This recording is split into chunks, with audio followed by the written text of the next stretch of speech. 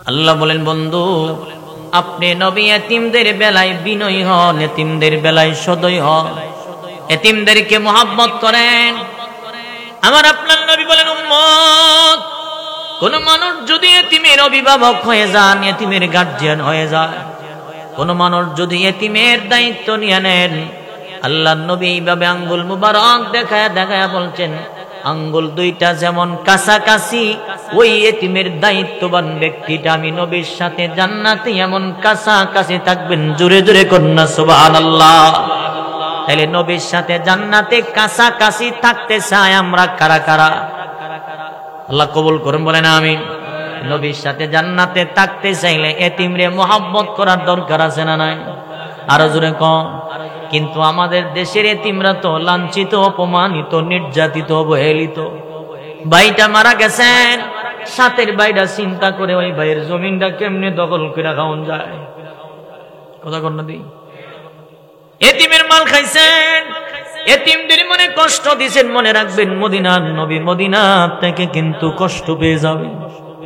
এই যে শীতের দিন, আপনার বাচ্চারে আপনি একটা শীতের জ্যাকেট দিছেন, জামা দিছেন, এই বাচ্চাটা শীতের জ্যাকেটটা গায়ে দিয়ে যখন হাঁটতে গেল, পাশের বাড়ির এতিম বাচ্চাটার সাথে যখন দেখা হয়, এতিম বাচ্চাটা আপনার আমার বাচ্চাটারে বলবেন, কে রে কে রে এমন সুন্দর জ্যাকেট তোমারে দিয়ে দিল? আপনার আমার বাচ্চাটা বলবেন, আমার আব্বাই দিছে।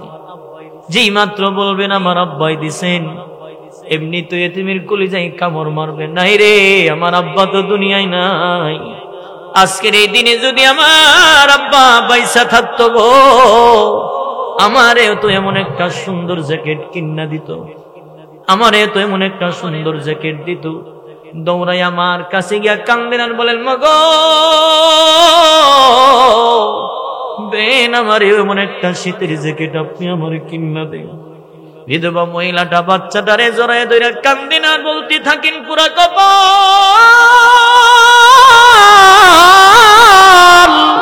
আমার এই বাচ্চাটারে আমি কেমনে এমন সান্ত্বনা দেই, আমি কেমনি তারে শীতের জ্যাকেট কিনা দিব? আমার ঘরে তো চাউল কিনার টাকা হই নাই, আমার ঘরে তো বাজারের টাকা হই কেউ দিল না, আমি কেমনি এই বাচ্চাটারে জ্যাকেট কিনা দিব? এই টাকাওয়ালা বাবা আপনার এই বাচ্চাটার সাথে যদি, এই বাচ্চাটার এতিম একটা বাচ্চারে যদি আপনি একটা শীতের জ্যাকেট কিনা দেন, ওই জামাটা গায়ে দিয়া বান্দা দৌড়াবে আর বলবে, আমার অমুক চাচায় আমার জ্যাকেটটা দিছে, আমার অমুক ভাই আমারে দিছেন। এই বাচ্চাটা জামাটা গায়ে দিয়ে দৌড়াবেন আর বলবে, হাসি দিবেন, মদিনা থেকে মদিনার নবীও খুশি হয়ে যাবেন। জোরে কোন সুবহানাল্লাহ। এতিমরে মহব্বত করেন। কুরবানির দিন আমার আপনার ঘরে রান্না হয় 10টা বাজে, আর এতিমের ঘরে রান্না হয় সন্ধ্যা 7টার পরে। আরে কথা ঠিক না বেঠিক? জোরে বলেন। আপনার আমার বাচ্চাটা তো খায়া বাহির হয়ে গেল 10টা 11টা বাজে কলিজা বাজি দিয়া। ওই যে এতিম বাচ্চার লগে দেখা হইল, কি দিয়া খাইছ? বলে কলিজা বাজি দিয়া খাইছি। ডর মারছে, মার কাছে গিয়ে বলতে থাকেন, মাগো দেন আমারে একটু কলিজা বাজি দিয়া ভাত দেন, আজকে না কুরবানির দিন, প্রত্যেকটা ঘরে ঘরে না কুরবানির গোশত রান্না হইল, দেন আমারে এক প্লেট খাবার দেন। বিধবা মহিলার কলিজায় কামড় মারছে, না গুল্লাইগা গেছে রে।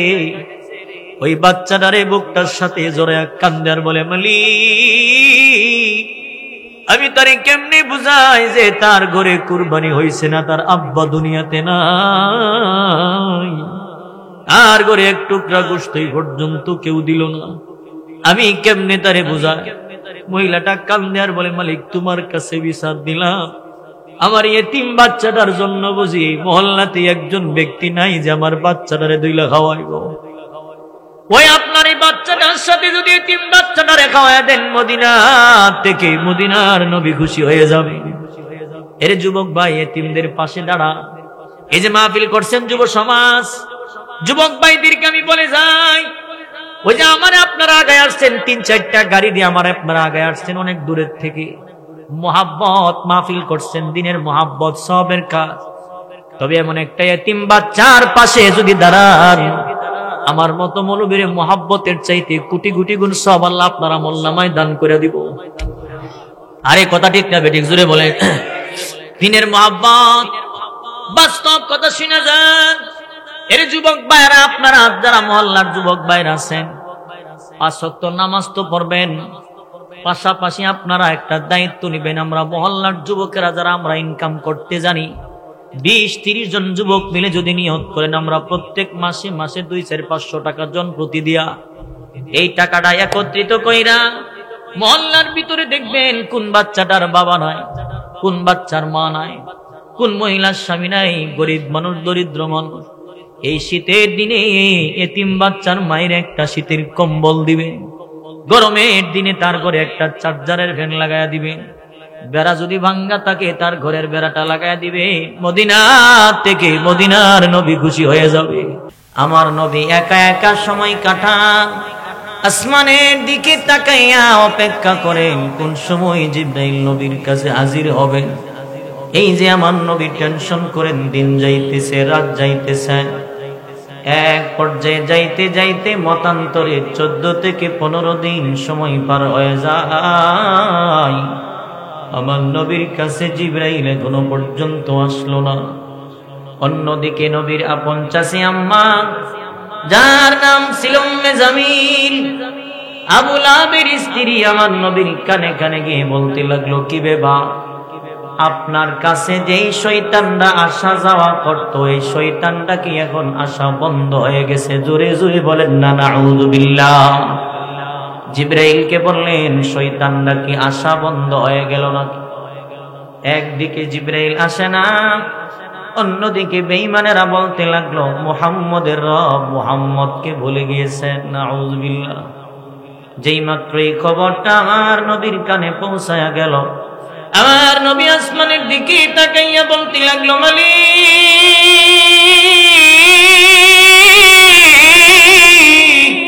এই কষ্ট আমি রাসূল মানতে পারি না।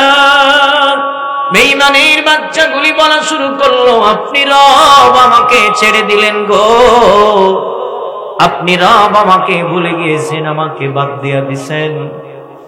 এইভাবে যখন আমার নবীর মনটা দুর্বল হয়ে গেল, আমার নবীর মনটা খারাপ, বলেন তো আমার নবীর মনটা যদি খারাপ হয়, আসমান থেকে তাকায়া দেখেন কে? আরো জোরে বলেন কে? আমার নবীর যখন মনটা খারাপ, আমার আল্লাহ তাআলা ডাক দিয়ে বলতে লাগলো, জিবরাইল, বেঈমানের বাচ্চাগুলি আমার বন্ধুরে বলতে লাগলো, আমি রব নাকি আমার বন্ধুকে ভুইলা গেলাম রে। আমার বন্ধু কান্দে নেই, তার সহ্য হয় না। যারে জিবরাইল, যাও, তাড়াতাড়ি যাও, আমার বন্ধুর কাছে তুমি হাজির হয়ে যাও। জোরে জোরে কন্যা সুবহানাল্লাহ। ওই সময় আল্লাহ তাআলা আমার নবীর কাছে যেই সূরাটা আপনাদের সামনে আমি তিলাওয়াত করেছি, ওই সময় আল্লাহ তাআলা ওই সূরাটা আমার নবীর কাছে আল্লাহ নাজিল করেছেন। সুবহানাল্লাহ। এবার বুঝছেন তো কোন সময় নাজিল হইছে? কথা কি বুঝছেন? জিবরাইল যখন চলে আসছেন, এমনি আমার নবী ডাক দিয়ে বলল, জিবরাইল, এতদিন পর্যন্ত কেন তুমি আমার কাছে আসলা না? কেমনে তুমি আমার থেকে দূরে রইলা? জিবরাইল রে, মক্কার অবস্থাটা তো ঘোলাটে হয়ে গেল, কেমনে তুমি আমার থেকে দূরে রইলা? জিবরাইল আলাইহিস সালাতু ওয়াস সালাম বললেন, হুজুর, আমার তো মনটা চায় সর্বক্ষণ আপনার কাছে আসা যাওয়া করিব, কিন্তু আমি কেমন করে আসব? আমিও তো এক মালিকের হুকুমের গোলাম। আমার মালিক যদি আমার না পাঠান গো, আমি তো নিজের থেকে আসতে পারি না। এরে জিবরাইল, কেন পাঠাইল না? আল্লাহ কি আমার সাথে রাগ করলো নাকি? জিবরাইল বলেন, নবী গো, এতদিন পর্যন্ত আল্লাহ তাআলা আমারে পাঠান নাই, ওহী বন্ধ রাখছেন, তার মানে বিষয়টা এমন নয় আল্লাহ আপনারে ভুলে গিয়েছেন। এতদিন পর্যন্ত আমারে আটকায়া রেখে আল্লাহ তাআলা আপনারে আপনার তামাম জগতের সমস্ত উম্মতের আল্লাহ সবক শিক্ষা দিয়েছেন। সুবহানাল্লাহ। এরে জিবরাইল, আল্লাহ কি সবক দিলেন? এবার জিবরাইল আলাইহিস সালাতু ওয়াস সালাম কোরআনের আয়াত তিলাওয়াত করে শোনায়া দিচ্ছেন। কোরআনের আয়াত, আল্লাহ তাআলা কোরআনের আয়াতে বলেন, ওয়ালা তাকুলান্না লিশাইইন ইন্নী ফাইলুন যালিকা গাদা ইল্লা আন ইয়াশা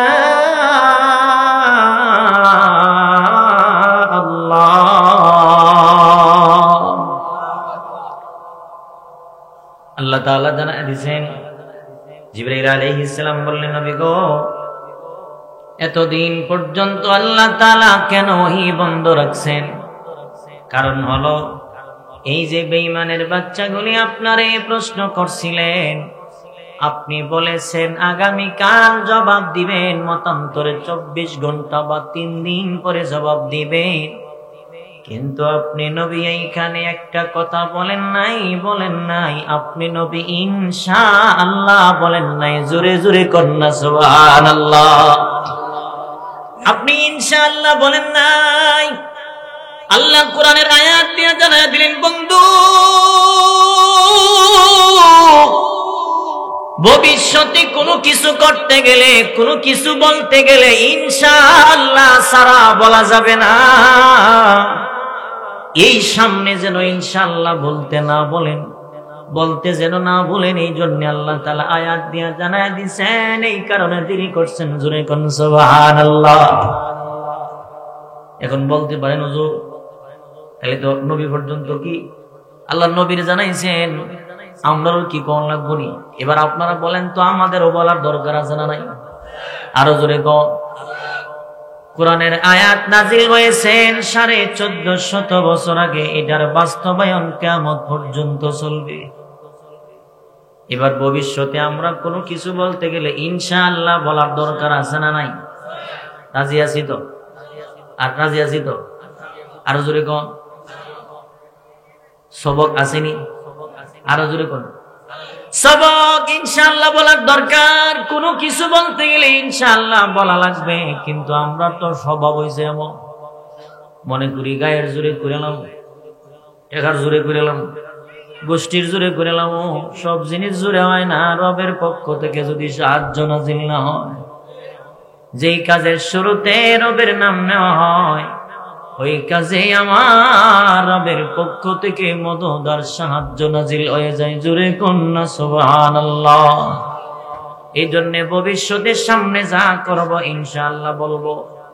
নৌকা নিয়ে যাব ইনশাআল্লাহ, গাড়ি নিয়ে যাব ইনশাআল্লাহ, অফিসে যাব ইনশাআল্লাহ, মাদ্রাসায় যাব ইনশাআল্লাহ, জমিনে যাব ইনশাআল্লাহ। এই যে ইনশাআল্লাহ বলবেন, বরকত দিবেন কে? কিন্তু আমরা স্বভাব হয়েছে উল্টা। চাচা জিজ্ঞেস করে, বাতিজা কই যাও? যাই কাটকাইল বাজারও কুরবানির গরু কিনতাম। আরে কুরবানির গরু কিনবে তো বলা কথা, ইনশাআল্লাহ কস না। ওই ইনশাআল্লাহ কইতাম কি তার লাগি? পকেটে টাকা আছে আর বাজারে গরু আছে, কোনো অসুবিধা আছে নি? কোনো অসুবিধা নাই। যা যেই মাত্র বাজারে ঢুকছেন, সুরা বেডার সোনালী ব্যাং এই বেডার পকেট আল্লাহ আছে। বাজারে ঢোকার সাথে সাথে পকেট কাটটা সুরা বেড়া কমপ্লিট করিছে। এখন গরু কিনা কমপ্লিট হয়েছে, পকেটে হাত দিয়েছেন, গরুর দাম দিব। যেই মাত্র পকেটে হাত দিছে রে, এবার চিন্তা করে, কে রে এমন লম্বা পকেট বানাইলো? কোন টেলারে বানাইলো রে এমন লম্বা পকেট? হাত দিলাম খাটকাল, হাত তো গেছে গা সার গেলাম। এবার টাকায় দেখে ডুলার তো তোলা নাই। এখন কান্দে আর কই, বুঝছি ইনশাআল্লাহ টাকা তো জুড়ে নিছে গা, ইনশাআল্লাহ গরু কিনুন যাইতো না। এবার বিকাল বেলা আবার চাচার সাথে দেখা হয়েছে, কিরে বাতিজা গরু আনছুনি? কান্দে আর কই, চাচা ইনশাআল্লাহ টাকা তো জুড়ে দিছে গা। কেমনে নিছে রে? ইনশাআল্লাহ পকেট কাটটা নিছে। কই রাখছিলে? কই ইনশাআল্লাহ পকেটও রাখছিলাম। চাচাই কই, বাতিজা এখন দিয়ে ইনশাআল্লাহর জিকির শুরু করছো, আগে তো কইলে না। এবার বলেন তো, ইনশাআল্লাহ সামনে বলার দরকার আছে না নাই? কাজের শুরুতে নাকি পরে? আরো জোরে কম। গেল 1 নম্বর। আর একটা প্রশ্ন হইল, বলতে পারেন হুজুর আমার আল্লাহ যদি আমার নবীর এই বিষয়টা জানাবেন, সাথে সাথে জানাই দিলেই তো। কিন্তু 14 থেকে 15 দিন পর্যন্ত লম্বা সময় নিলেন কেন? বেঈমানদের কথার সুযোগ দিলেন কেন? কথা ঠিক না বেটি? আল্লাহর সাথে সাথেই তো জানাই দিতে পারতেন। আল্লাহ তাআলা এক আয়াতে বলেন, ইন্নী আ'লামু মা লা তা'লামুন।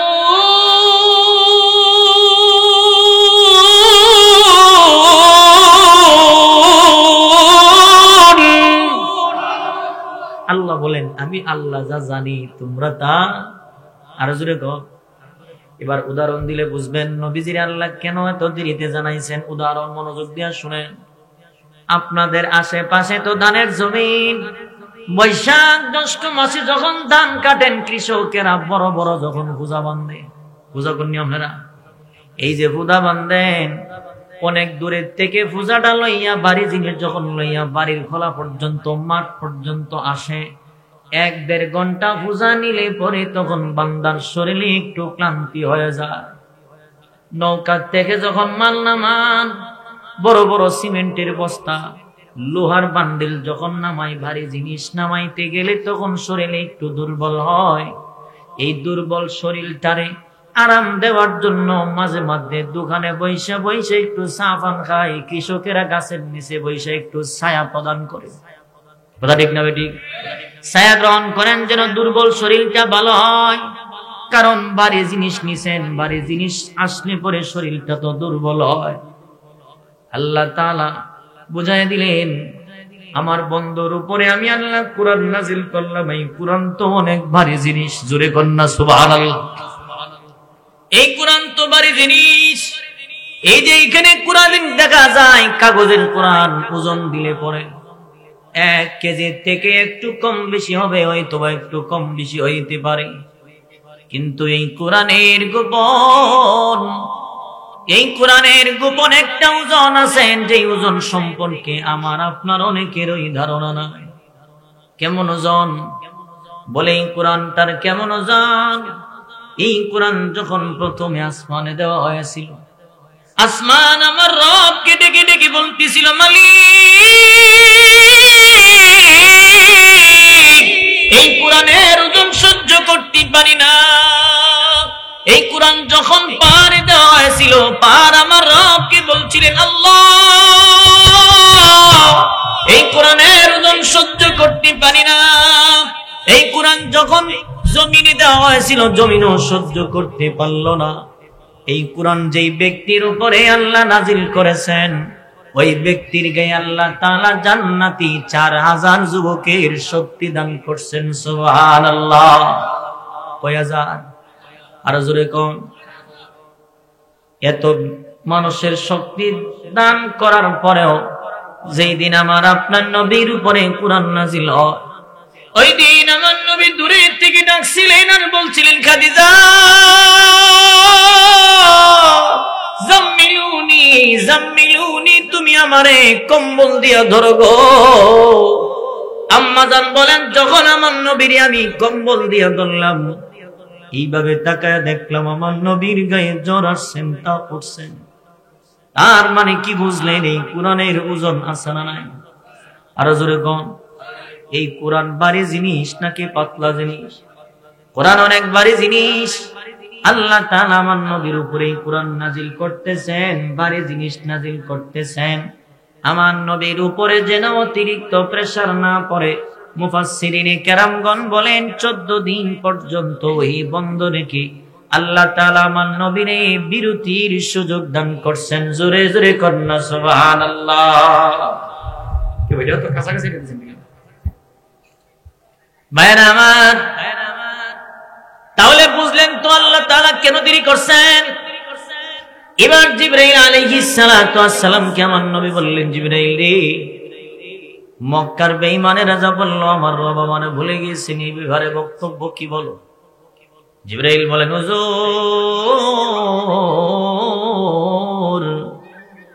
আপনার রব আপনারে ভুলে নাই, ভুলতে পারে নাই। এই কথাটা বলার আগে আগে আল্লাহ তাআলা দুইটা কসম করে জানাইছেন আপনার রব আপনারে ভুলে নাই। সুবহানাল্লাহ। এক নম্বরে ওয়াদুহা, দিনের কসম, দিনের কসম। রাত্র দিন যখন সূর্য যখন পরিপূর্ণ আলো দেয়, মুফাসসিরিনে কেরামগণ বলেন যোহরের নামাজের আগে আগে একটা সময় আছেন যে সময়টার নাম হলো চাষতের সময়। ওই সময়ের কসম, দিনের কসম।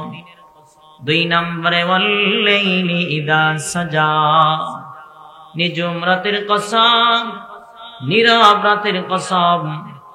ওই নীরব রাতের কসম আল্লাহ তাআলা করছেন। এক নম্বরে দিনের কসম, দুই নম্বরে রাতের কসম। রাতের কসম আবার নীরব রাতের কথা কেন বললেন? বলে রাত্র যত নীরব হয়, যত গভীর হয়, দুনিয়ার অফিস আদালতের দরজাগুলো বন্ধ হয়ে যায়। আর রাত্র যত গভীর হয়ে যায়, আসমানের মালিকের রহমত আর মাগফিরাতের দরজাগুলো আল্লাহ প্রশস্ত বানায় দেন। জোরে কন্যা সুবহানাল্লাহ। গভীর রজনীতে প্রথম আসমানে এসে আমার আপনারে আল্লাহ ডাকতে থাকেন, গোলাম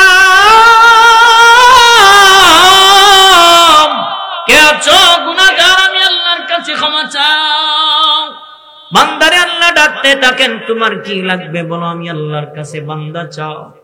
কোন মানুষ যদি গভীর রজনীতে 50, 60, 70 বছরের গুনাহ লইয়া বান্দা যদি 2 রাকাত নামাজ পড়ে, ওই নামাজে দাঁড়ায় যখন বান্দা তওবার নামাজ পড়েন, মুসল্লায় বৈশা যান, নামাজ শেষে 2টা হাত রবের দরবারে বাড়ায় যখন বান্দা কান্দেন আর বলেন, মালিক রে, বুঝে আর না বুঝে অন্যায় করে ফেলেছি, আমার মতো গুনাহগার কেউ নাই। তবে যদি আমি গুনাহগার, বান্দা তো তোমার। যদিও আমি গুনাহগার, তোমার নাম তো গফফার। যদিও আমি গুনাহগার, তোমার নাম তো সাত্তার। আমার মতো গোলাম হয়তো ভাই দুনিয়ায় তোমার অভাব নাই, কিন্তু তুমি ছাড়া যে আমার আর কোনো মালিক নাই। তুমি যদি না মাফ করো, আর কার দুয়ারে গিয়ে দাঁড়াবো? এইভাবে যখন বান্দা কান্না শুরু করে, বান্দার চোখের পানি নাকের গোড়ায় চলে আসার আগে আগে আমার আল্লাহ তাআলার কুদরতে হাত দিয়া বান্দার চোখের পানিগুলো মুইছা দেন আর বলতে থাকেন, গোলাম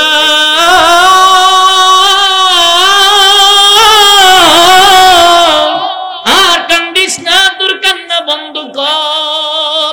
আল্লাহ তাআলা বান্দারে সান্ত্বনা দিয়ে বলতে থাকেন, কান্দিস না, আমি রব তোর গুনাহগুলো মাফ করে দিলাম। সুবহানাল্লাহ। এই জন্য গভীর রজনীতে, গভীর রজনীর দাম আছে না নাই? আরো জোরে কম।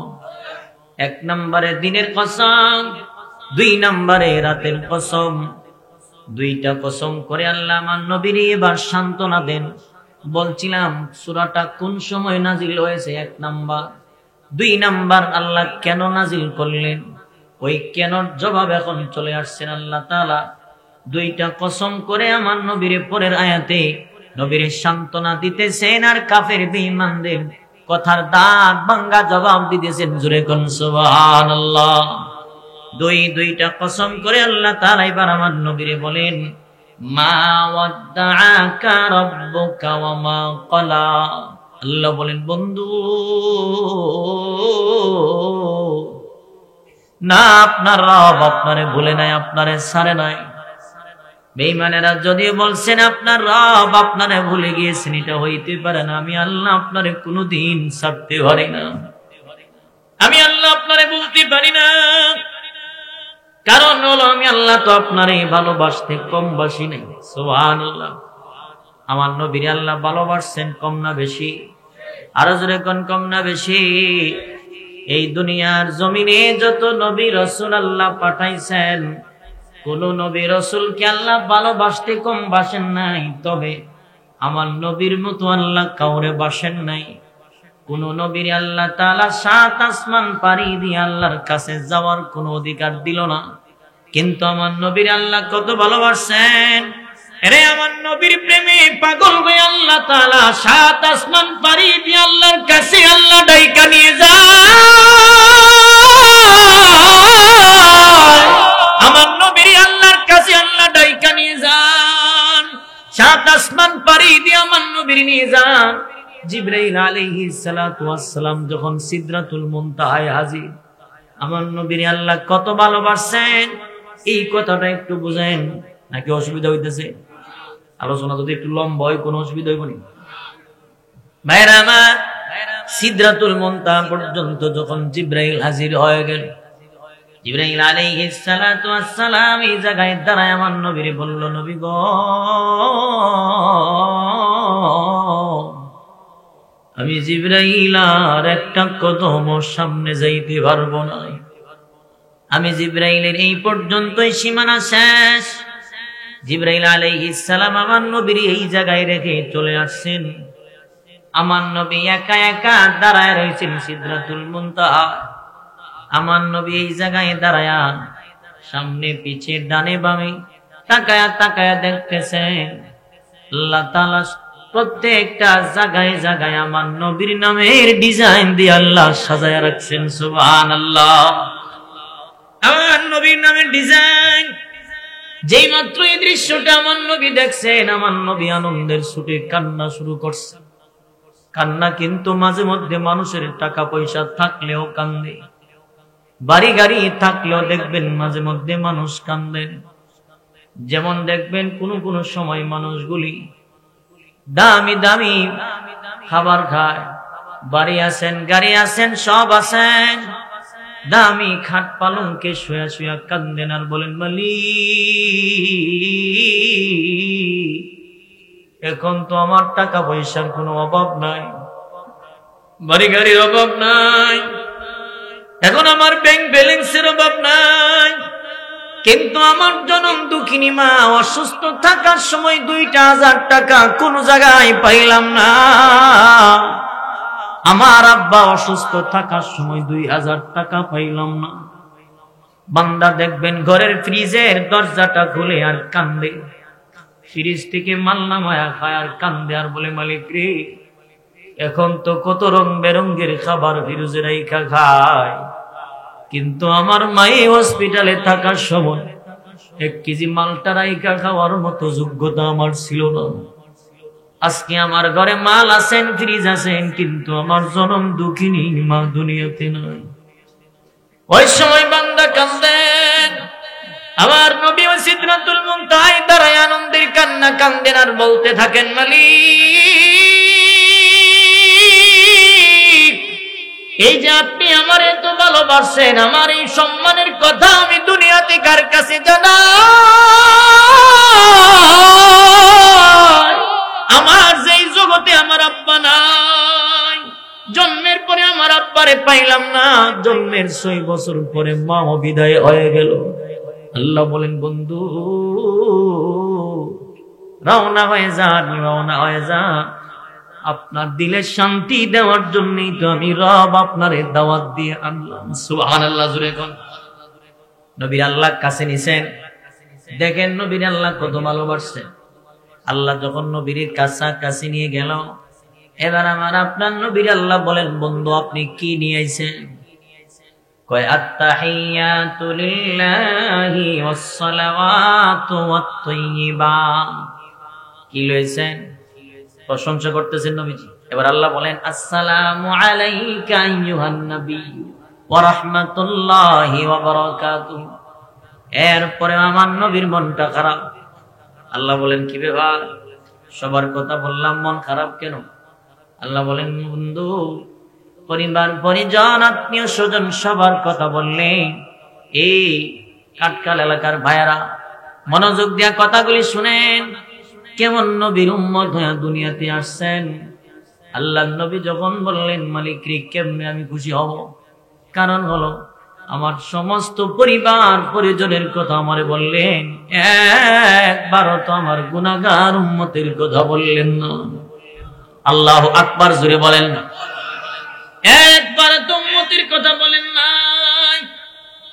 আল্লাহ তাআলা আল্লাহ বললেন বন্ধু আপনারে সালাম দিলাম, এরপরেও মনটা বুঝি খুশি না? বলে না। কেন খুশি না? আমারে আপনি সালাম দিছেন, আমার উম্মতরে তো আর সালাম দিছেন না।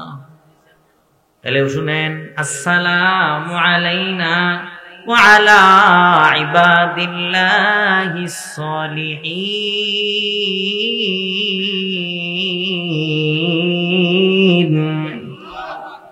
আল্লাহ বলেন আমি রবের পক্ষ থেকে আপনার সমস্ত উম্মতের উপরে সালাম। নবী কো মানি না। সুবহানাল্লাহ। আরে মানেন না কেন?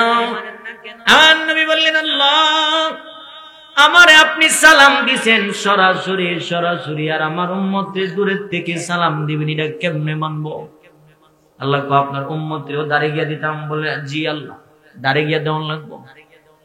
আল্লাহ তাআলা এবার বললেন বন্ধু 7 আসমান পাড়ি দিয়া, সিদরাতুল মুনতাহা পাড়ি দিয়া আপনারে আমার কাছাকাছি নিয়ে আসলাম, মেহমান বানাইলাম। যদি এই দরখাস্তটা মঞ্জুর না করি গো, তাহলে তো মেহমানের ইজ্জত থাকবে না। আগে বন্ধু জান, আমি আল্লাহ কথা দিলাম আপনার এই দরখাস্ত মঞ্জুর। আমি আল্লাহ তাআলা কথা দিলাম আপনার সমস্ত উম্মতের আমি আল্লাহ জান্নাতে সরাসরি সালাম দিব। সুবহানাল্লাহ। নবী কোতেলে একটা দলিল দিলাম, ডকুমেন্ট দিলেন। আল্লাহ কো দলিলও লাগবো? জি দলিল তো অবশ্যই লাগবে। তাহলে দলিল যে দিব, দলিল আজে বাজে নেওয়ার দরকার নাই, কাগজপত্র হারাই দিলে অসুবিধা।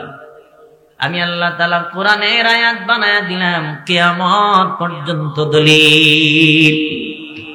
আল্লাহ কোরআনে বলে তাহিয়াতুহুম ইয়াওমা ইয়ালকাউনাহু সালাম।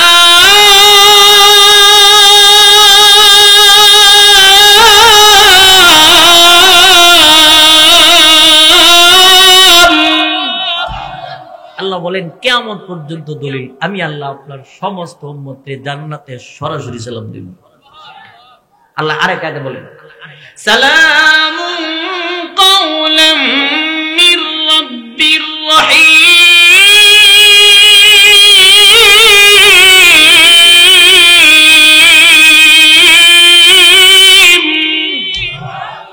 আল্লাহ জান্নাতীরা সালাম দিবেন। আল্লাহ কোরআনে কইছে। আল্লাহ আমাদের সকলকে রবের সালাম পাওয়ার মতো যোগ্যতা তৌফিক দান করুন, আমিন। আল্লাহর সাথে নবীর কথাবার্তা শেষ। 50 ওয়াক্ত নামাজ দিয়ে দিয়েছে। কয়েক আরো জোরে কোন কয়েক 50 ওয়াক্ত নামাজ লিয়া নবীজি রওনা করছেন নিচে। ভাই ও ভাই আমরা মাইকটা মাঝে মাঝে 3 নম্বরে আমার তো অসুবিধা, কারণ ওই কোন সময় মাইক দিয়া কথা বললে, জোরে কথা বললে এই মাইকের হর্নের কারণে, মাইক্রোফোনের কারণে গলা নষ্ট হয়ে যায়, গলার শ্বাস টানে। যারা কথা বলেন তারা হয়তো বুঝতে পারি না, শ্বাস টানলে তখন কথা বলতে খুব কষ্ট হয়। আপনাদের তো ভাই একদিনও, আমরা তো প্রতিদিন কি কম মুরগা ডিম পারে, এটা তো কত শুরুটা হচ্ছে, মুরগা না বুঝে কি কষ্টটা দিচ্ছে। ঠিক মুরগা পারে না মুরগি পারে, আমরা যদি হাসি পাচ্ছেন সাথে সাথে। যাই হোক, মুরগি ঘর মুরগ ডিম জিডাই পারে, জিডাই ডিম পারে, আমরা কই ছোট ডিম দিয়ে যেটা ফাটছে এটা কইতারে কি পরিমাণ কষ্ট হয়েছে না। আপনারা তো কইবেন যে কি করেন এই জায়গায় থাকলে কইতালেন।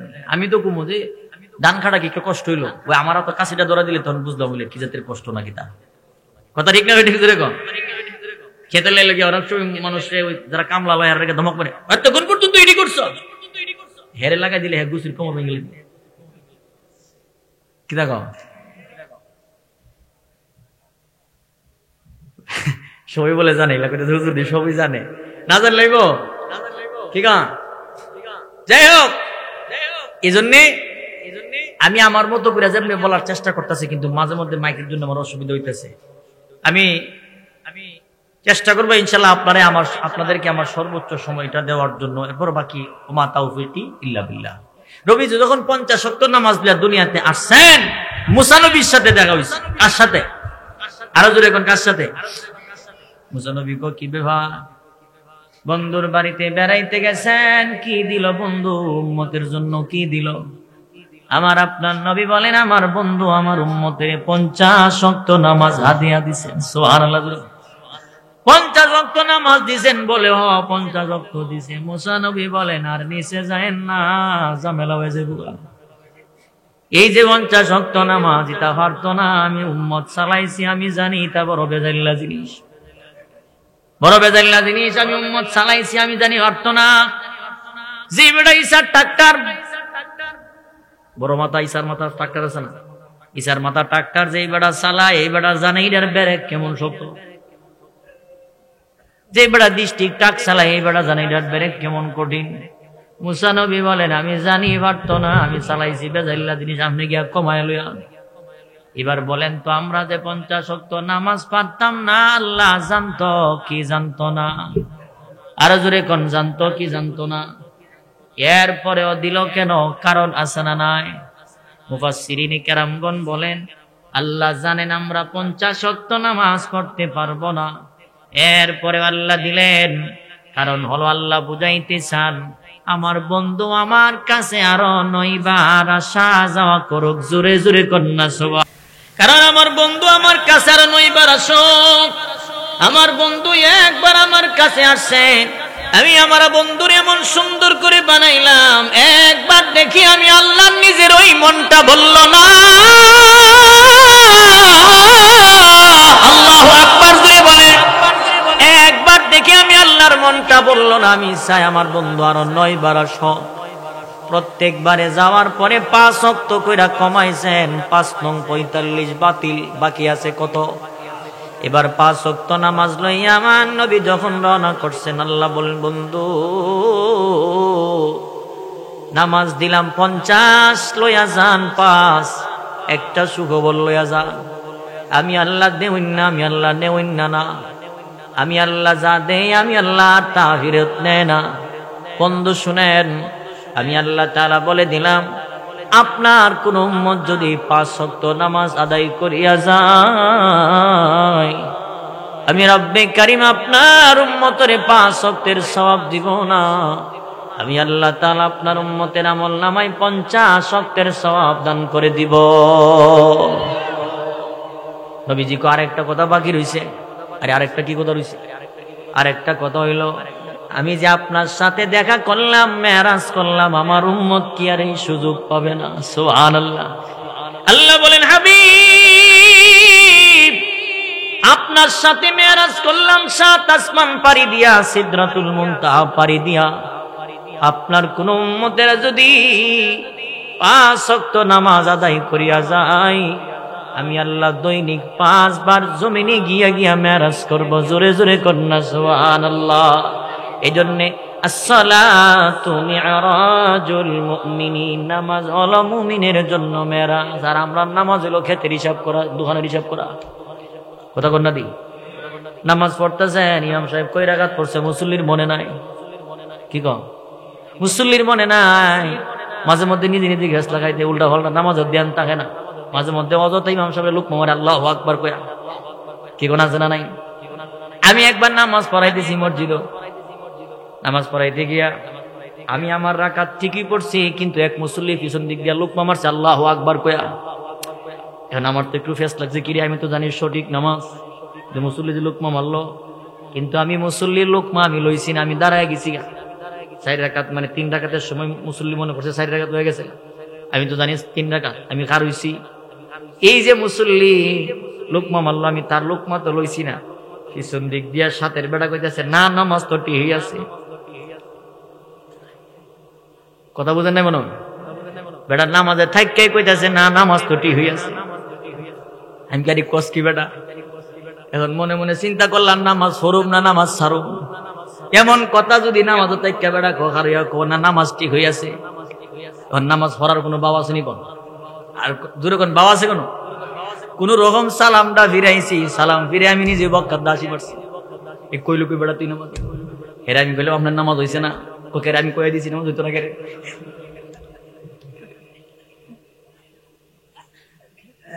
আমি কয়ে দিছি নামাজ হইতো না কেরে। আরে কত জাতের মুসল্লি, কত জাতের মুসল্লি। সিলেট গেছিলাম তারাবি পড়াইতাম, খতমা তারাবি আউসকান দেখতে এলাকায় দিকে খতমা তারাবি পড়াইতাম কিছু। তো হাবিব সাহেবরা 10 রাকাত করে পড়ানো নি। আমি প্রথম 10 রাকাত পড়াইছি, এরপরে আমার পরের হাবিব সাহেবকে 10 রাকাত পড়াইতেছে। হের ভিতরে দিয়া আমাদের বাম পাশে 2-3টা মুসল্লির পরে এক মুসল্লির ফোন আইছে, ফোন বাজতাছে কিন্তু ফোন আর বন্ধ করে না। সাথের বেড়া কইতেছে, ও বা কে বা বললে বল করুক গাবা, নামাজে থাক কে কইতেছে কে গুবা বললে বল করুক গাবা। এখন তো দেখি আমার হাসির জুড়ে সারা শরীর কাঁপতাছে, এখন তো ছাড়তাম পারি না, নামাজ ছেড়ে দিলে তো অসুবিধা না। আমি যে এইভাবে হাসতাছি, সাথে মুসল্লি বুঝে যে হুজুর হাসতেছে, হে বেড়া হের শরীর কাঁপে। নামাজ শেষ করার পরে মুসল্লি আমার জিগা মসজিদে জিগে দাম নাই, শরীর কাঁপছেন কে রে? আমি কি আমার না কাঁপছেন, আপনি কি মেরি বেমার হয়েছেন নাকি? এই নামাজের মনোযোগ নাই। নামাজ হলো মুমিনের জন্য মেরাজ। কথা ঠিক না বেঠিক জুড়ে বলেন। আল্লাহ তাআলা বলেন, قد أفلح المؤمنون الذين هم في صلاتهم خاشعون। আল্লাহ বলেন খুশুখুজুর নামাজ পড়ো, মনোযোগ দিয়ে নামাজ পড়ো, খুশুখুজুর নামাজ, যেই নামাজের সিজদা আল্লাহর আরশে আজিম পর্যন্ত আল্লাহ কবুল করে নেন। সুবহানাল্লাহ জুড়ে বলেন। মনোযোগ দিয়ে নামাজ পড়ে, 5 ওয়াক্ত নামাজ দিলেন। তাইলে এখানে আরেকটা সবক, নবী উম্মতের জন্য নামাজ আনছেন কয়েক তো, আরো জোরে কোন কয়েক তো? এই যে 5 ওয়াক্ত নামাজ আনছেন হাদিয়া, জোরে বলেন কি হাদিয়া? মানে আপনার বাড়িতে ধরেন কেউ বেড়াইতে আসলো, বেড়াইতে আসার পরে আপনার একটা ব্যাগ দিয়া নিয়ে আসলো, আপনার জন্য হাদিয়া নিয়ে আসছেন। এখন যদি আপনি তারে মহব্বত করেন, তার ব্যাগটা রাখবেন, ঠিক না? আর যদি মহব্বত না করেন, ব্যাগটা তার ঢিল মেরে ফালাই দিবেন, যা কথা খাইতাম না। ব্যাগ যখন ফালাই দিবেন, তার মানে ব্যক্তিটা রবে ফালাই দিছে, কথা ঠিক না? 5 ওয়াক্ত নামাজ যদি কেউ পড়েন, ওই ব্যক্তি নবীর হাদিয়া গ্রহণ করলো। নামাজ যদি কেউ পড়লো না, নবীর হাদিয়া গ্রহণ করলো না, যে ব্যক্তি নবীর হাদিয়া গ্রহণ করে নাই, সেই ব্যক্তি নবীর খাঁটি উম্মত হইতে পারে না। সাফার জোর দিয়া নবীর আশিক হওয়া যায় না। আরে কথা ঠিক না বেঠিক জুড়ে কর, সাফার জোরে হয় না। আল্লাহ বলেন, বন্ধু যেমনি কইছেন এমনি বলছি, আমি তো আপনারে বলছি না মা ওয়াদ্দাআকা রাব্বুকা ওয়া মা ক্বালা। মনে আছে নি কথা? হাবিব আপনারে আমি আল্লাহ বলি নাই। এরপর আল্লাহ আমার নবীর সান্তনা দিয়ে বললেন, ওয়ালাল আখিরাতু খায়রুল লাকা মিনাল উলা। বন্ধু, ভবিষ্যৎ মানে সামনের জীবন, বর্তমান এবং অতীতের চাইতে সামনের জীবন আপনার জন্য আমি আল্লাহ অনেক কল্যাণকর জীবন রাখছি, সম্মানজনক জীবন রাখলাম। সম্মানজনক জীবন মানে হইল এই দুনিয়ার জমিনে আমার নবীর শরীর মুবারকে মশা মাছি পর্যন্ত বসা আরাম ছিল। আমার নবীর শরীর মুবারকে মশা মাছি পর্যন্ত বসা আরাম, কিন্তু এই সোনার বদনে, এই নুরানি বদনে বেঈমানের বাচ্চাগুলি পাথর মারতে মায়া করলো না, আমার নবীরে কষ্ট দিতে কম দিল না। আমার নবীরে পাগল পাগল বলে তারা বেঈমানের বাচ্চাগুলো পিছনে লোক লাগায় দিছে, নির্যাতনের চোটে বাপ দাদার বিটা বাড়ি পর্যন্ত সারা করছে। আমার নবীর এমন কষ্ট দিছেন। আমার নবী নামাজের সিজদায় আবু জাহেল, আবু লাহাব, তার গোষ্ঠীরা দেখতেছেন আমার নবী নামাজের সিজদায়। এমনিতেই বেঈমানের বাচ্চাগুলি লোক পাঠায় দিয়েছেন, তাড়াতাড়ি যা গিয়ে দেখ নবী সিজদায় আছেন, তোদের কাম কর। আমার নবী সিজদা দেন রবের কদমে সিজদায়। বেঈমানের বাচ্চাগুলি ময়লা উটের ভুঁড়ি নিয়ে আমার নবীর সিজদারত অবস্থায় মাথা মুবারকে লাগাইয়া দেন, আমার নবীর কষ্ট দেন। তাইফের ময়দানে আমার নবীর এমন ভাবে পাথর মারছেন, সাহাবী বলেন আমি তাকায়া দেখি বৃষ্টির মতো আমার নবীর উপরে পাথর। এই পাথরের আঘাতে আঘাতে আমার নবীর রক্তাক্ত হয়ে গেল, শরীরটা দুর্বল হয়ে গেল। সাহাবী বলেন আমি এক পর্যায়ে এইভাবে বললাম, বেঈমানেরা রে, প্রয়োজনে আমারে মারতে মারতে তোমরা শহীদ করে দাও, আমার নবীর গায়ে আর একটা পাথরও মারবি না। এ শুনে কার কথা পাথর মারা শুরু করলে? আমার আপনার নবী রক্তাক্ত হলেন, শরীর মুবারক থেকে রক্তগুলো ঝরছেন। সাহাবী এবার নিজের কাপড়গুলো খুলে খুলে আমার নবীর শরীর মুবারকের রক্তগুলো টানা শুরু করলো, চুষতে লাগলো কাপড় দিয়া। এক পর্যায়ে সাহাবী বলেন, আমি আমার সমস্ত কাপড়গুলো ভিজায় দিলাম, আর নবীর রক্ত আমার কাপড় আর টানে না। আমার কাপড় দিয়ে নবীর রক্ত আর টানতে পারি না। এইভাবে আমার নবীর রক্তগুলো গড়াইতে নবীর পায়ের তালু মুবারকে গিয়ে একটা রক্তের ফুটা টলমল টলমল করছেন, জমিনে লাগবে ভা। আবার আল্লাহ তাআলা ডাক দিয়া বলেন, জিবরাইল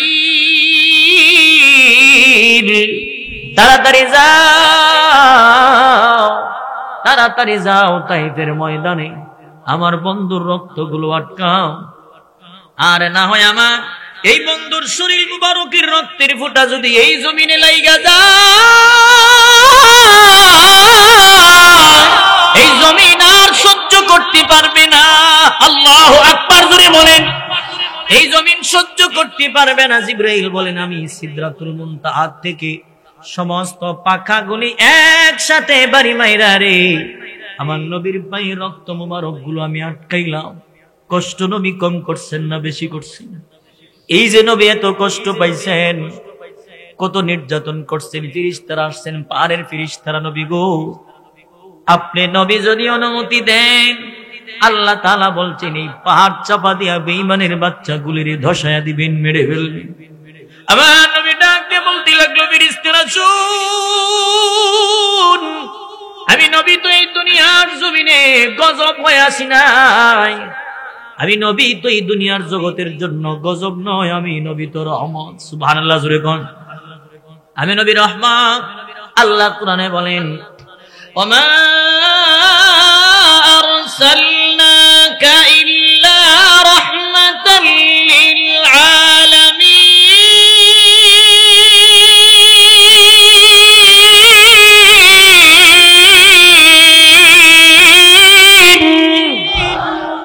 আল্লাহ তাআলা বলেন, আমি আমার রবের পক্ষ থেকে জগতের জন্য রহমত, গজব নয়, আমি রহমত। আমি যদি বদদুয়া দেই রে, তারা যদি মইরা যায়, তাদের পরের প্রজন্ম কেমনে দুনিয়াতে আসবে?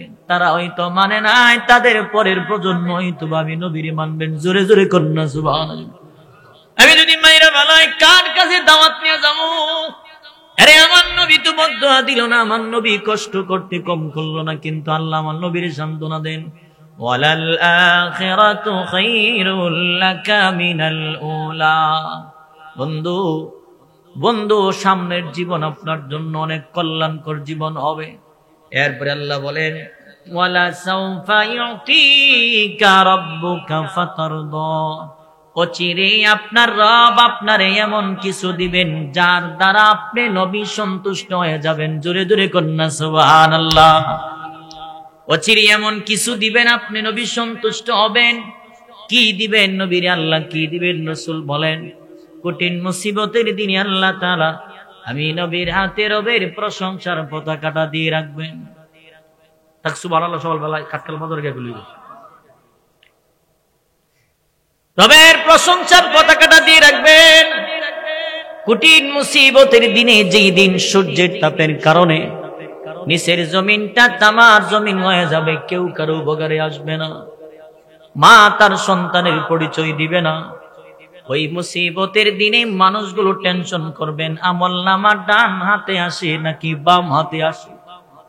ওই দিন যদি আমল নামা কারো ডান হাতে আসে, তার মতো এমন কপালওয়ালা আর কেউ হবে না। আমল নামাটা হাতে লইয়া বান্দা আত্মীয় স্বজনের কাছে গিয়ে বলবেন, তাকায়া দেখ, আমার রব আমার এই জান্নাতের টিকিট দিল, এই টিকিটটা লইয়া বান্দা জান্নাতের দিকে দৌড়াবে। কিন্তু যদি বান্দার আমল নামাটা বাম হাতে আসেন, আর আল্লাহ তাআলা ডেকে ডেকে বলবেন, ফেরেশতারা শুন,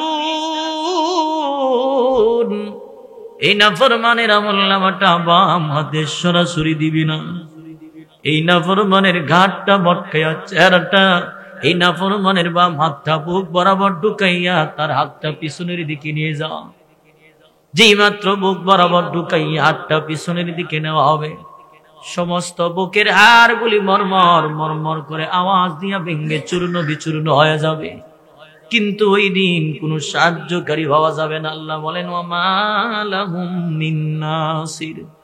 সাহায্যকারী পাওয়া যাবে না, হাতটা পিছনের দিকে নেওয়া হবে।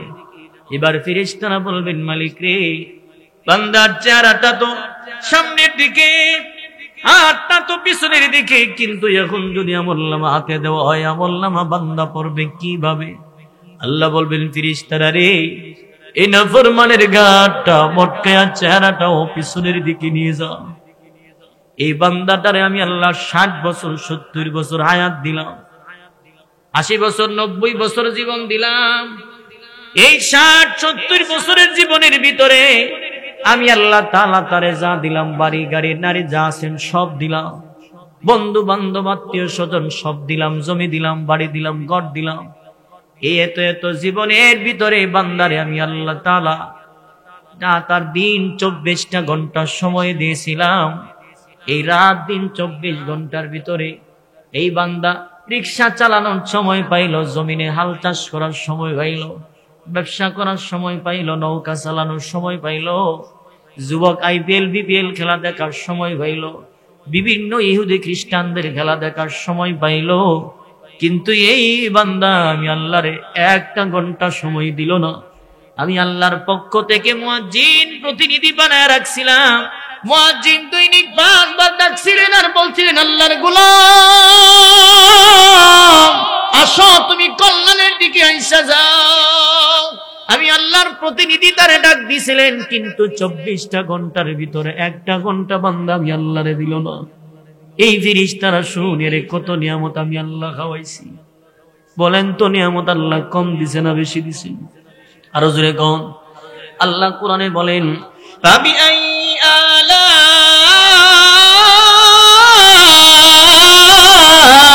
রাব্বিকুমা তুকাযযিবান।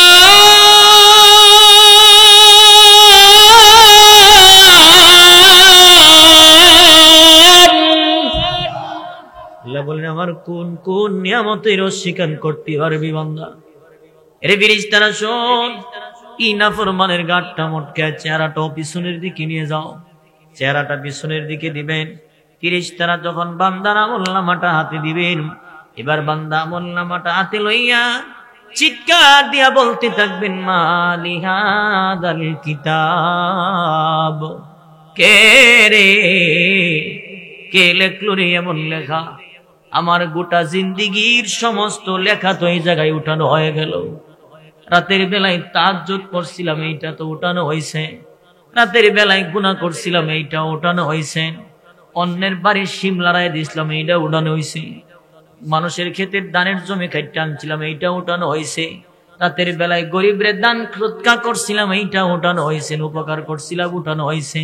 গোটা জিন্দিগির হিসাব দেখবেন বান্দার উঠানো হয়ে গেল। বলেন তো, লেখনেওয়ালা আছে না নাই? আরো জোরে কোন আছে না নাই?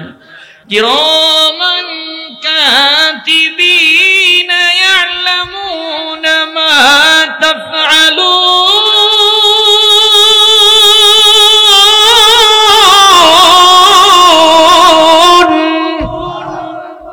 দুইজন লেখনেওয়ালা আছে না নাই? ওই সময় বান্দা বলবেন, মালি হাদাল কিতাব লা ইউগাদিরু সগীরাতাও ওয়ালা কাবীরাতান ইল্লা আহসাহা। আমার জীবনের ছোট থেকে ছোট, বড় থেকে বড়, ভালো মন্দ সব তো এই জায়গায় উঠানো হয়ে গেছে। কে লেখলো রে এমন লেখা?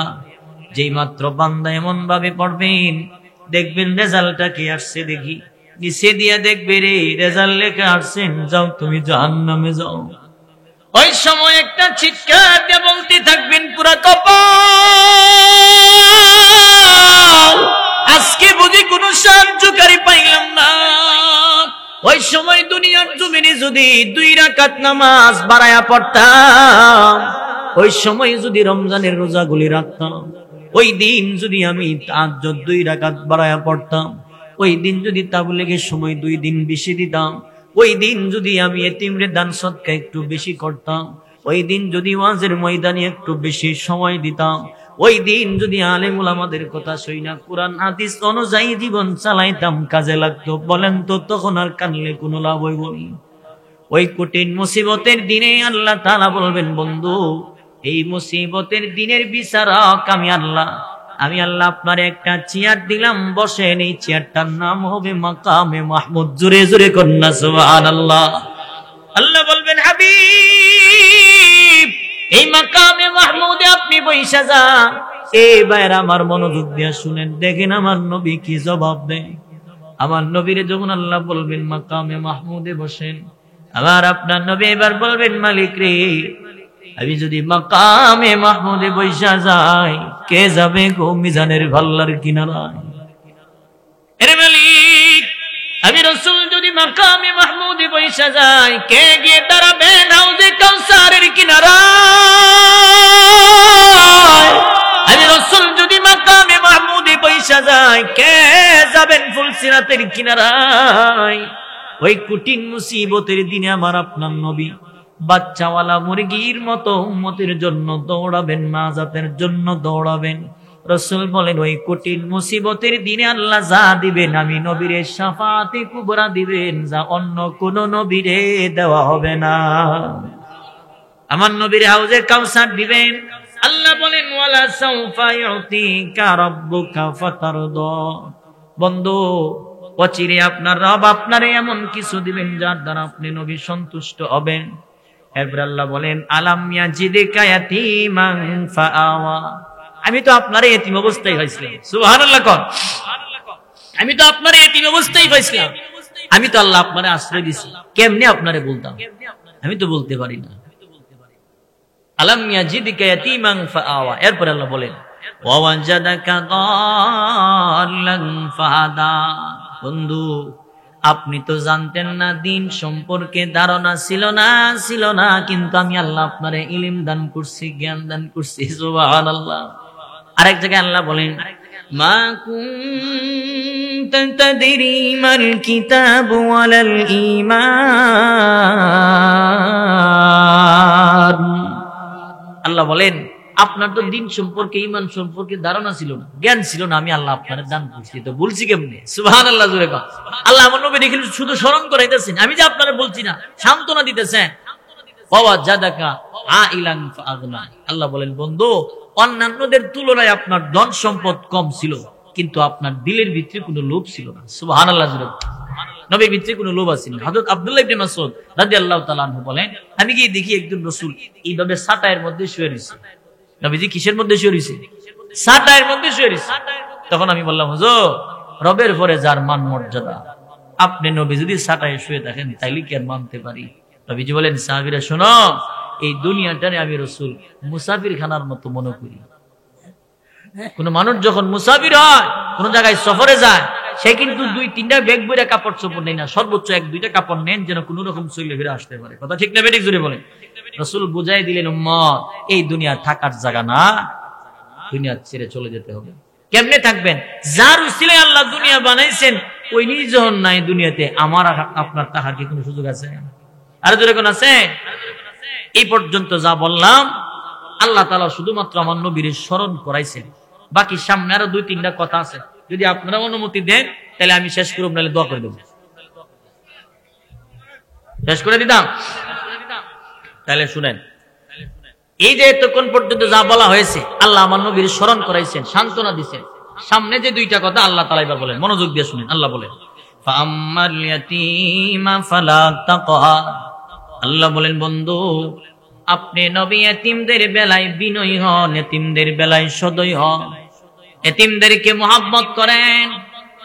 আমার আপনার নবী বলেন, উম্মত, কোন মানুষ যদি এতিমের অভিভাবক হয়ে যান, এতিমের গার্জিয়ান হয়ে যায়, কোন মানুষ যদি এতিমের দায়িত্ব নিয়ে নেন, আল্লাহ নবী এইভাবে আঙ্গুল মুবারক দেখায়া দেখায়া বলছেন, আঙ্গুল 2টা যেমন কাছাকাছি, ওই এতিমের দায়িত্ববান ব্যক্তিটা আমি নবীর সাথে জান্নাতে এমন কাছাকাছি থাকবেন। জোরে জোরে কন্যা সুবহানাল্লাহ। তাহলে নবীর সাথে জান্নাতে কাছাকাছি থাকতে চাই আমরা কারা কারা? আল্লাহ কবুল করেন, বলেন আমিন। নবীর সাথে জান্নাতে থাকতে চাইলে এতিমরে মহব্বত করার দরকার আছে না নাই? আরো জোরে কম। কিন্তু আমাদের দেশের এতিমরা তো লাঞ্ছিত, অপমানিত, নির্যাতিত, অবহেলিত। ভাইটা মারা গেছেন, সাথের ভাইটা চিন্তা করে ওই ভাইয়ের জমিনটা কেমনে দখল করে খাওয়ান যায়। কথা কন না দি? এতিমের মাল খাইছেন, এতিমদের মনে কষ্ট দিয়েছেন, মনে রাখবেন মদিনার নবী মদিনা থেকে কিন্তু কষ্ট পেয়ে যাবেন। এই যে শীতের দিন, আপনার বাচ্চারে আপনি একটা শীতের জ্যাকেট দিছেন, জামা দিছেন, এই বাচ্চাটা শীতের জ্যাকেটটা গায়ে দিয়ে যখন হাঁটতে গেল, পাশের বাড়ির এতিম বাচ্চাটার সাথে যখন দেখা হয়, এতিম বাচ্চাটা আপনার আমার বাচ্চাটারে বলবেন, কে রে এমন সুন্দর জ্যাকেট তোমারে দিয়ে দিল? আপনার আমার বাচ্চাটা বলবেন, আমার আব্বাই দিছে। যেই মাত্র বলবেন আমার আব্বাই দিছেন, এমনি তো এতিমের কলিজায় কামড় মারবে, নাই রে আমার আব্বা তো দুনিয়ায় নাই। আজকের এই দিনে যদি আমার আব্বা পয়সা থাকতো গো, আমারেও তো এমন একটা সুন্দর জ্যাকেট কিনা দিত, আমারে তো এমন একটা সুন্দর জ্যাকেট দিত। দৌড়াই আমার কাছে গিয়া কান্দেন আর বলেন, মগো দেন আমার এমন একটা শীতের জ্যাকেট আপনি আমার কিনা দেন। বিধবা মহিলাটা বাচ্চাটারে জড়ায় ধরে কান্দেন আর বলতে থাকেন, পুরা কপাল,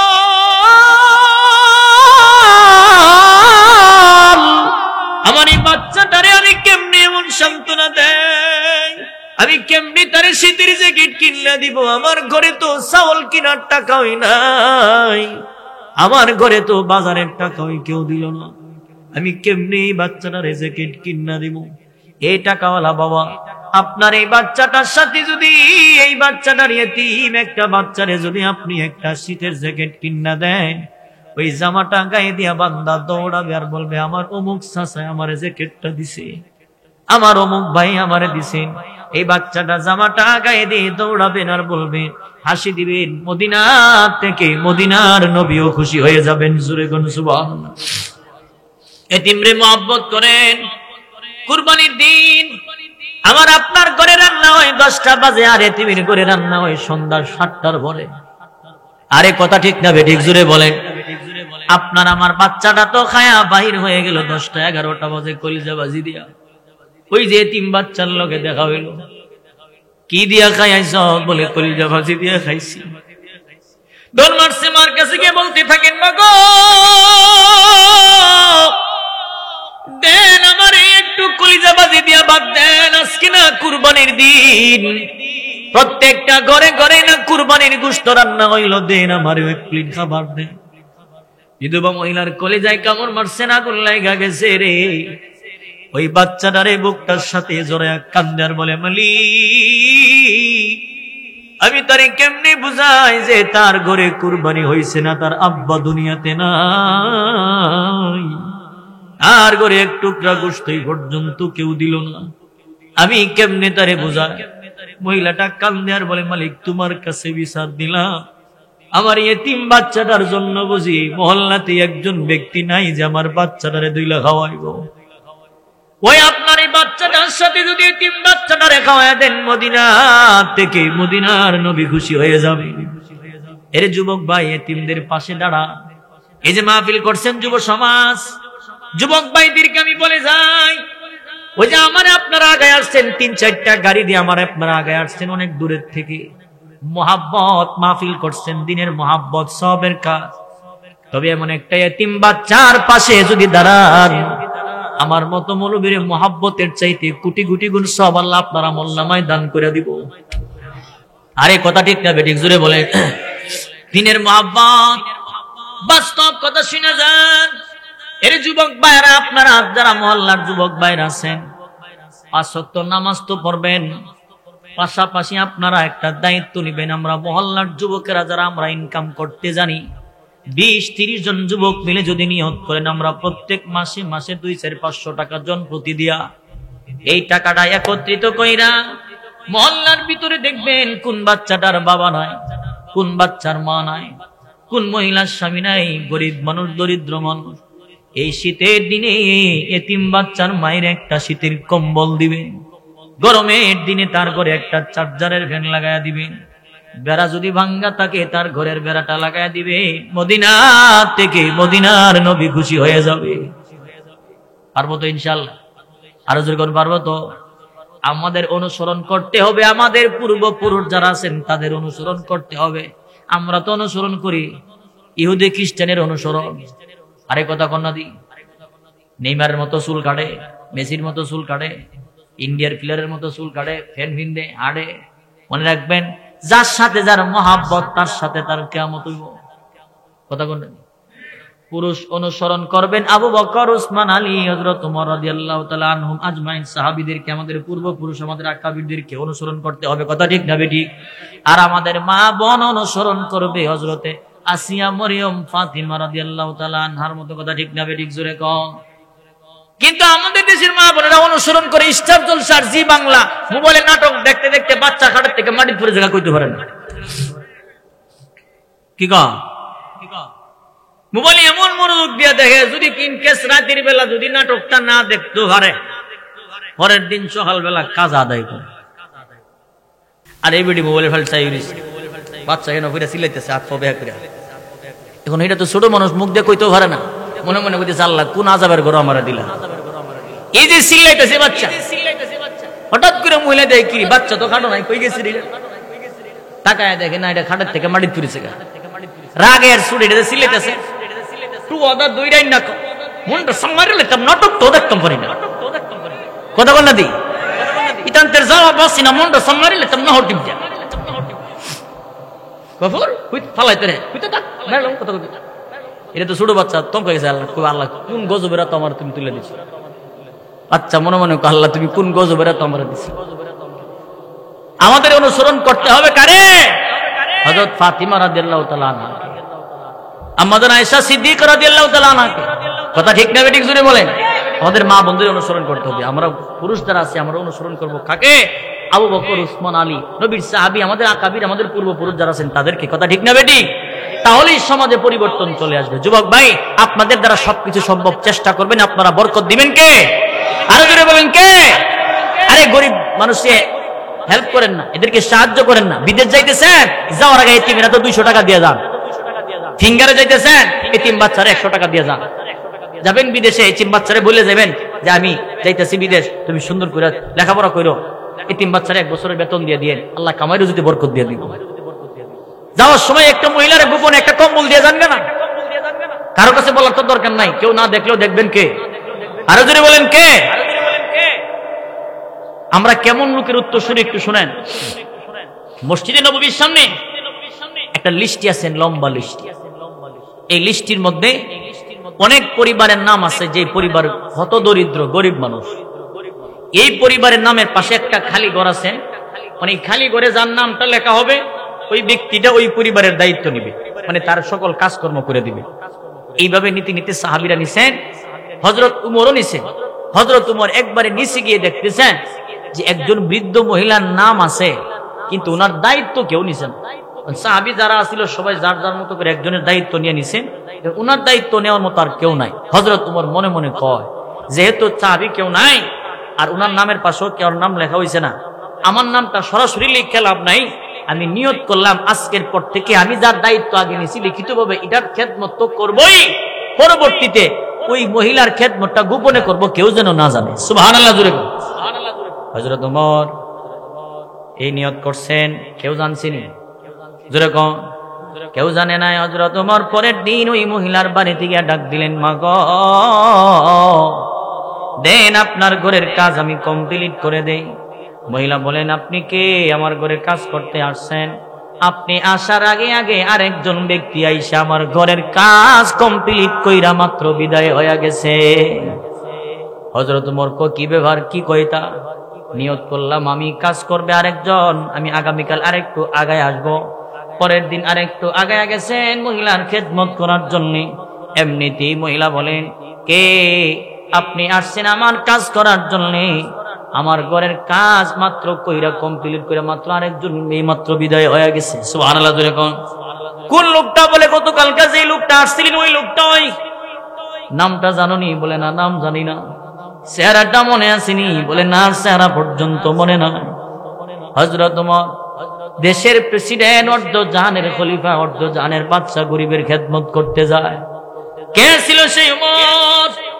মদিনাতে একবার ভূমিকম্প আরম্ভ হয়ে গেল। মদিনার মাটি যখন লড়াচড়া শুরু করলো, হযরত ওমর একটা লাঠি হাতে লইয়া মদিনার মাটিতে এমনি দমক দিয়া বলতেছিল, মদিনার মাটি তোমার কি জানা নাই তোমার বুকে যে আমার মায়ার নবী ঘুমায়? তোমার কি মনে নাই তোমার মুখে আমার মায়ার নবী চিরনিদ্রায় কেমনে লড়াচড়া করো রে? নবীর কথা কি একবারও মনে বলল না? এই যে থাম বলে ধমক দিয়েছেন, থাম লড়বি না থাম, এই যে ধমক দিয়েছেন, আজও পর্যন্ত মদিনায় কোনো ভূমিকম্প নাই। মদিনায় কোনো ভূমিকম্প নাই। অর্ধ জানের বাচ্চা খলিফা গেছেন, গরিবের খেদমত করত। আর আমরা দেশের মেম্বারের সিগনেচার আনতে গেলে 3 দিন ঘুরাই দেখো, পরের দিন কথা কোন দি মেম্বারের কাছে একটা জন্ম নিমন্ত্রণ বানাইতে গেলে 3 জোড়া জুতার ফিতা ছিঁড়া জায়গা। এর মানে বেড়া বুঝায় কিছু হাতলা মাল দালার ভরে দিলাম মনে। আরে কথা ঠিক না বেঠিক দূরে কম, কিছু হাতলা মাল দালার তেলে দিলাম। মহিলা বলেন আমার ঘরের কাজ নাই। হযরত ওমর মনে মনে নিয়ত করছেন আমি আগামীকাল ফজরের সময় গিয়ে লোকটারে ধরুম, আগেই যাবো গা। পরের দিন হযরত ওমর যখন আগে গেছেন ফজরের সময়, এবার মহিলাটা কি বলে শুনেন। মহিলা বলেন আমি আগামীকাল রোজা রাখবো বলে ওই ব্যক্তিটা সেহরির সময় আইসা আমারে সেহরি খাওয়ায়া মাত্র বিদায় হয়ে গেছে।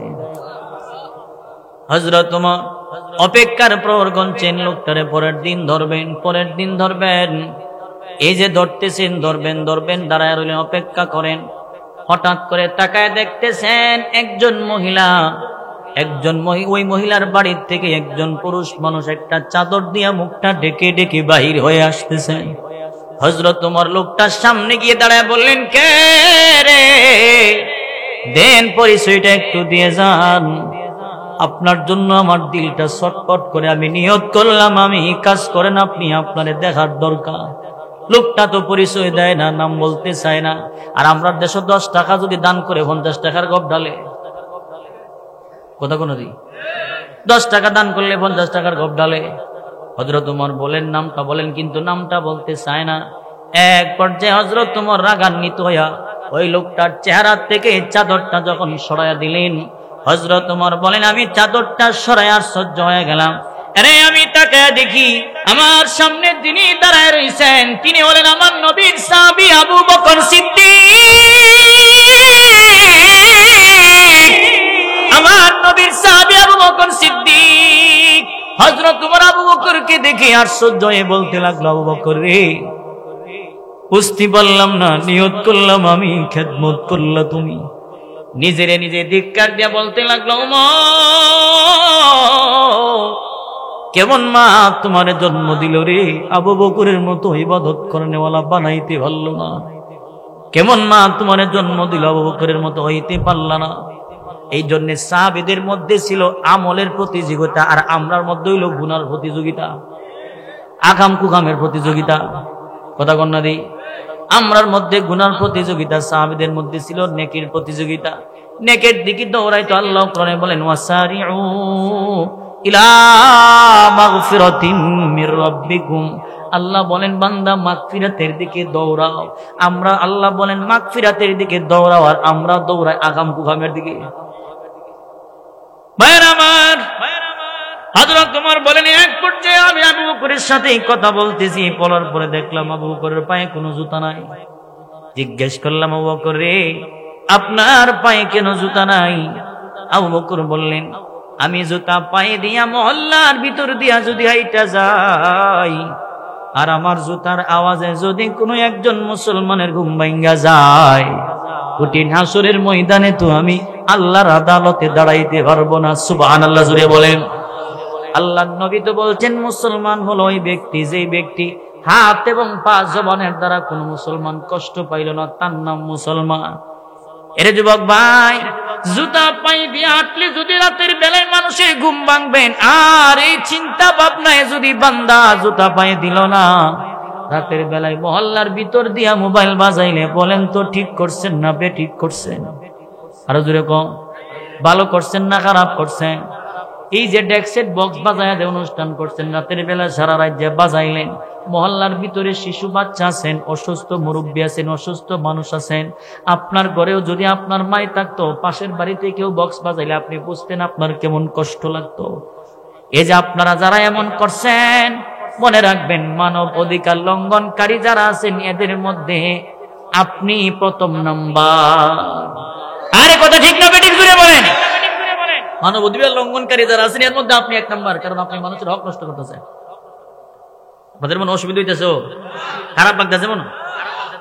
তাহলে আমাদের অনুসরণ করতে হবে আমাদের উত্তরসূরি যারা। বুঝাইছিনি কথা? যুবক ভাই, আপনারা 20 জন যুবক মিলে একটা এতিম বাচ্চার 1 বছরের মাদ্রাসার বেতন দিয়ে দেন। হুজুর জিজ্ঞেস করবেন, হুজুর এই যে ছেলেটা স্কুলে পড়ে, তার আব্বা নাই, তার কি কি লাগবে বলেন, আমরা দিয়ে দিব। এই যে এতিমের পাশে দাঁড়াইলেন, নবী বলেন ওই এতিমের দায়িত্বওয়ালারা আমি নবীর সাথে জান্নাতে কাছাকাছি থাকব। রাজি আছি তো ইনশাআল্লাহ? আল্লাহ কবুল করুন বলেন আমিন। এরপর আল্লাহ বলেন ফকির আসলে আপনি তারাই দেন। আমরা দেশে ফকির এলে মাফ করো, এই সিস্টেম নাই মনে আপনাদের এদিকে। বেড়া যদি না তোরে তো করতে হবে না, তোর 14 গোষ্ঠীর মাফ করতাম না, তখন কি থাকবেন আপনি? তোরে মাফ করতাম না আমি, এমন কথা যদি কোনো ফকির কয়ে বয়ে থাকে তখন কি করবে? মাফ করো। খাইতে বইছে ফকিরে তো পরে দেখতেছো না খাইতে বসছি পরে আপনি এই কথা বলেন কেন? আপনার বলার দরকার ছিল আসছেন আমার ঘরে, যা আছেন তা দিয়ে আমার সাথে কিছু খায়া যান। কথা কও, তারা দিয়েন না। আল্লাহ কোরআনে কি বলে শুনি, ফাকুলু মিনহা ওয়া আত'ইমুল বাঈসাল ফাকির। আল্লাহু আকবার গণ। আল্লাহ বলেন এই বান্দা শোন, তুই খাইবি অসুবিধা নাই, একলা খাইস না, একা একা খায়ও না, ফকির মিসকিন লইয়া খাও, বরকত দিবেন কি? আমরা সিস্টেম ফকির মিসকিন লইয়া খাইতাম, ফাললে বাতি যাবে বাপ তুমি রেছে গাদন, এই দুইটারে ফাললে গুবনে গুম করে আর পুরো সম্পদ আমি দখল করে নিতাম। চাই উমা কথা কোনো দি বাইরা মারা গেছে, এই বাইয়ের বউর উপরে বিভিন্ন কথা তুললে দেয়, বাপের বাড়ি ফাটাই দেয়, বাড়ি দখল করে খাইতেছে। এই যে আল্লাহ বলছেন ফকিরের তারায়া দিও না। দোকান পাট খুলছেন, মাল বিক্রি করার আগে ফকির আইছে, দরজা খারিছে, আপনি কোন যা এখনো বড় সাইড করছি না, বনি করছি না, যাত্রা করছি না, বিসমিল্লাহ করছি না। আপনারা কোনটা কোন কোনটা কোন? আপনারা বনি করছি না এটা নাকি? বিসমিল্লাহ করছি না, যাত্রা করছি না, বিসমিল্লাহ। কেউ কেউ বনি করছি না, কেউ কেউ যাত্রা করছি না, কেউ কেউ হইলা করছি না। কথা কোনটা দিই? যাও এখনো বনি করছি না, যাত্রা করছি না, হইলা করছি না। এই যে বললো যাও এখনো করছি না, এখনো যাত্রা করছি না, বনি করছি না। ওই বেটা বনি কি যা আমার আপনি, আমি আর আপনি বুঝিই না বনি কি জিনিস, আবার যাত্রা কি জিনিস বুঝিই না, বিসমিল্লাহ কি জিনিস বুঝিই না। এবার শুনেন নবী কি বলেন। নবী বলেন 3টা জিনিস তোমার সাথে যাইব, 3টা কাজে লাগবো। 1 নাম্বার যেটা তুমি নিজে খাইছো, 2 নাম্বার যেটা তুমি কইরা পুরাতন করছো, 3 নাম্বার যেটা আল্লাহর ব্যাংকে জমা রাখছো। দোকানদার ভাই ব্যবসা করেন, দোকান খোলার আগে আগে যখন ফকির দাঁড়ায় গেল, মনে রাখবেন আল্লাহর ব্যাংক আপনার সামনে হাজির হয়ে গেছে। সুবহানাল্লাহ। যেরকম যেটা আল্লাহর ব্যাংকে জমা রাখছেন 3 নাম্বার, আপনি ফকির মিসকিন দরজা খোলার আগে আগে যখন আপনার বাড়িতে দাঁড়ায় গেল, আপনি বললেন দরবেটা এখনো ঝাড়ু দিচ্ছে না, জান থেকে দমক দিয়েন না। 10টা টাকা মনে করবেন আল্লাহর ব্যাংকে জমা দিয়ে দিলেন। এই 10টা টাকা যদি আমার রবের ব্যাংকে জমা দিয়া ব্যবসা করতে যান, বলেন তো বরকত দিবেন কে? আর ফকিরে তারা দিব কোনদিন? দিব না তো ইনশাআল্লাহ। এরপরে আপনার কাছে নাই, তাহলে সুন্দর করে বুঝাই দিবেন, ভাই আমার কাছে তো এখন নাই, আপনি পরে আইসেন। আরে আপনারে আমারে তো 50,000 টাকা দিলেও কারো কাছে গিয়ে হাত পাততাম না। কত কি কম একটা বোঝার দরকার। তো একটা মানুষের চতুর্দিকে যখন দরজা বন্ধ, তখন সে আপনার দরজায় খারাপ। কোন জায়গায় যখন খাবার পায় না, তখন সে আপনার দরজাতে খাবারের জন্য আসে, আপনি তারে তাড়ায়া দিলেন। আসলের দিন আল্লাহ বলবেন, বান্দা তোর কাছে আমি কাপড় চাইছিলাম, পানি চাইছিলাম, খানা চাইছিলাম, তুই আমার দিস না।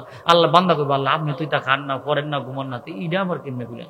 আল্লাহ বলবেন, তোর দরবারে না একটা এতিম ভাড়াইছিলাম, তার কাছে একটা ভিক্ষুক পাঠাইছিলাম, হেরে দিতে আমি আল্লাহ খুশি হয়ে যেতাম।